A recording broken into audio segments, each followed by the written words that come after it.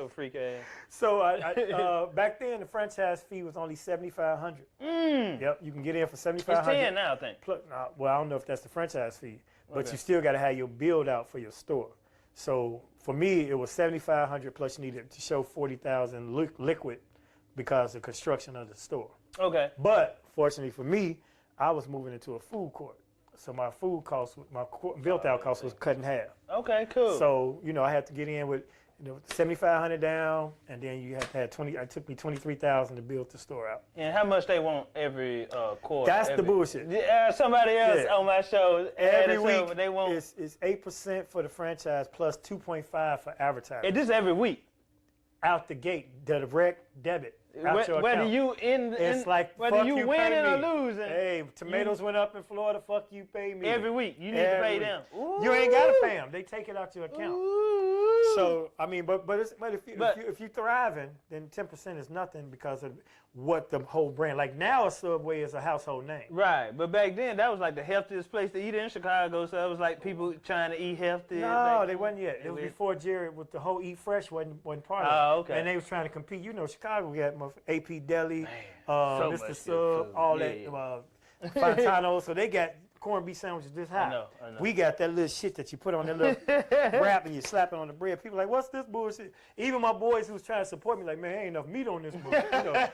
So, and I would give you an extra slice, but I got to pay these motherfuckers. Man, they calculate to the penny with your supplies. But it's your shit. You know, you can still take the hit if you want to. And I would for my people. I was taking a hit because I had my brother and two of my cousins working there. And anytime a pretty girl came on, your lunch on me, baby. You know, so it's like it's like we had a Subway. I'm like, no, I have a goddamn Subway. Y'all work at one. Stop giving away my goddamn food. So you came out on top when you sold it up? So, you were good? I broke even. But the cool part was I paid myself a salary for those 2 years, and that's how I cleaned up my illegal proceeds. Okay. But prior to doing that, you washed that money. Basically. That was you supposed to do. I mean, He that's was what smart. you did. You're supposed to wash it. And my brother got out, and he has 3 kids, and he's a model citizen. You got him out? No, he just eventually got out. Oh, I'm just telling y'all the moral of the story. Did his time, standing tall. He got 3 grown kids. He's a independent contractor, got his own truck and stuff, so it's a good story. So I fulfilled both my goals. Okay, cool. Yeah. Okay, and after that, what was that? So Subway is failing at this point because now the building I'm in downtown, they losing tenants left and right. Okay, and those are my customers. Ain't nobody never heard this story. Damon Williams owned a Subway in Chicago downtown. This is exclusive, this part. They losing tenants left and right, and then a new joint opened up. I was already across the street from Mr. Submarine, which is, I could compete with them, but this joint was a local joint called Fontano's, and they do the fat sandwiches. That sound good. Yeah. I would rather go to Fontano's than Subway. I went to Fontano's for lunch. I was sick of this shit. I went down there, man, run, give me a motherfucking Fantano. I sent the dude in the Subway shirt into Fantano's to get me a goddamn corned beef. It just sounds good. Yeah, in Chicago, a place called Fantano. Yeah, I'm going over there. So, and it was right across the street from here. I watched the college. So all the kids just started going to Fantano. So now I started writing on the wall. I'm losing money. And just the bogus shit where I really could have sued them because they supposed to, no, Subway, not Fantano's. No, I'm saying Fantano's. Yeah, Italian. I don't know, but I ain't fucking with them. Okay, sound like it. I was a customer. I ain't want to problem. When it came time when I was failing, Subway's supposed to send in, support to help you find out, troubleshoot your business to bring it up. They didn't do that. They came in and looked at my financials and saw that I was underwater. So they offered me a deal because one of the other owners who had other stores wanted to buy my store. He wanted the whole time I had it. But I wasn't trying to sell. But I'm underwater. My mortgage, my rent and shit was high.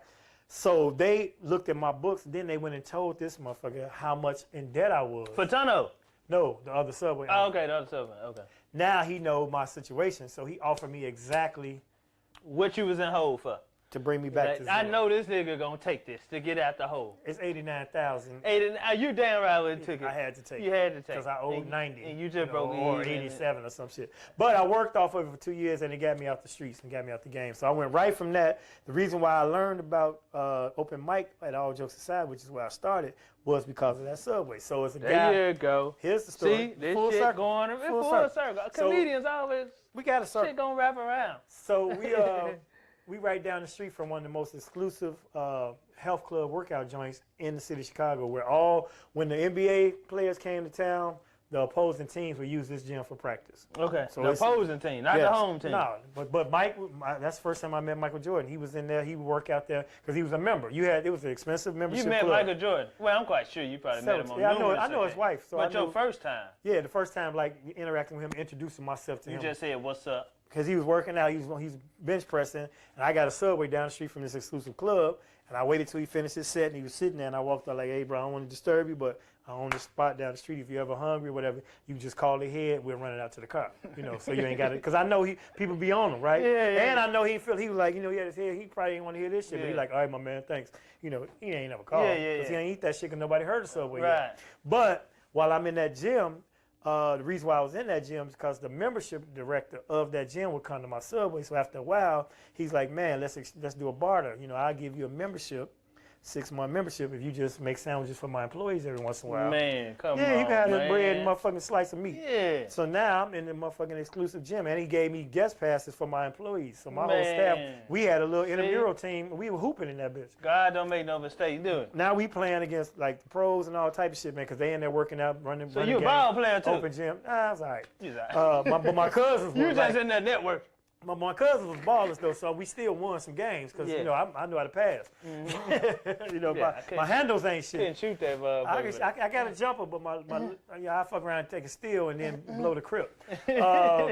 But that's why I'm in the league now, and I joined this intramural league in the gym, and one of the guys was talking shit like, man, we going over here Wednesday, man. They got the open mic comedy at the spot. All jokes have only been open about 3 or 4 months. And he was like, yeah, the big chick, big lip chick from Def Jam, she was on there, blah, blah, Cheryl. blah. Adele. Adele. So, so she was the open mic host, and I heard about it by me having my Subway, going to that gym. Okay. So now I go, and I was like, I'm going to try this shit. And I never stopped. You never knew? I mean, what made you go up and try it, though? Everybody used to, before I had my Subway, I had a job. I worked at City Hall for 5 years. And that was the Eddie Murphy era, like during 48 Hours and all that. So I kind of emulated Eddie, and I wore suits, so I told you. Mm-hmm. So I was like motherfucking, what was his character in it wasn't Axel Foley, was it? No, Axel was Beverly Hills. He was a Reggie Hammond. Okay. So I used to dress like Reggie Hammond. You know what I'm saying? I had the little tie clip and the little slick little suits because I was moving in packs. So you always but I always dressed up like the politicians at City Hall because they didn't know what my job was, but I was working like in a clerical room and shit. But anyway, I still look like I was, Right. So doing I played the part. Right. To get the girls in there. Like, I own this motherfucker. You did, yeah. I'll be mayor next year. I'm the owner of City Hall. You did, the owner of Chicago City Hall. So I would be funny running around the offices and shit. And this lady used to call me Eddie. Like, you're so funny, you remind me of Eddie Murphy. So my nickname became Eddie around the City Hall. But I was not doing stand-up. I was just kicking it like we kick. So then, Chicago, hold on. Chicago people just got that personality. Black people. We would black. You know what? Black people. Period. Black people. Period. Anyway, down south, up north, East Coast, West Coast. If you go in a barbershop, it's funny. There's some people in barbershop and hair salons funnier than all of us. Get along with everybody. Funnier than all of us. Yeah. I'm talking about how you. Oh yeah. How you cracking up but every time you see But I'm talking about far as that just a people person getting along with everybody, no judgment. Yeah. Hey, how y'all doing? Yeah. Because Chicago people really just spin off from the South. Yeah, I know. We all got the Mississippi and Grandma St. Louis from Clarksdale, Mississippi. All that Louisiana, all that come up to the north when the migration. So we all that type of people. It's just unfortunate that the now generation, they ain't having that same camaraderie. They ain't having the cookouts and the family reunions and stuff like that. So we as adults, our generation got to kind of pull that back in. Now we done went full circle. Hell yeah. But yeah, man. So I wasn't no joking ass dude. But they said we going to all jokes aside. Went to all jokes. Tried the thing, man. Actually, the night before, I went to this little dip-off spot I heard about and tried my first set. Like, and that was really how I got on it all jokes because I'm in there and it's a brother going up and he killed the shit and turned to find out, my father, who I wasn't raised by, his name is Wilborn. He was not a silver spoon kid who I wasn't a dude. That's where I got my loot from a daddy, and that I wasn't really in them streets as also a legend in the world. Right. My pops he told me he had a nephew that was a comedian, and my father is William Wilborn. My name Damon Williams because I was raised by Willie Williams.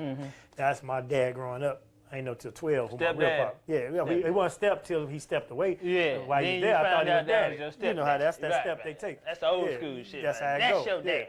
Yeah. But now, other dude, that's now your that he uncle. gone, And then later on, you found out that daddy. Yeah. That's on. Yeah, it's just, Whatever. Yeah. You find out. Black family. So get up off my mama business. Slow down with that. So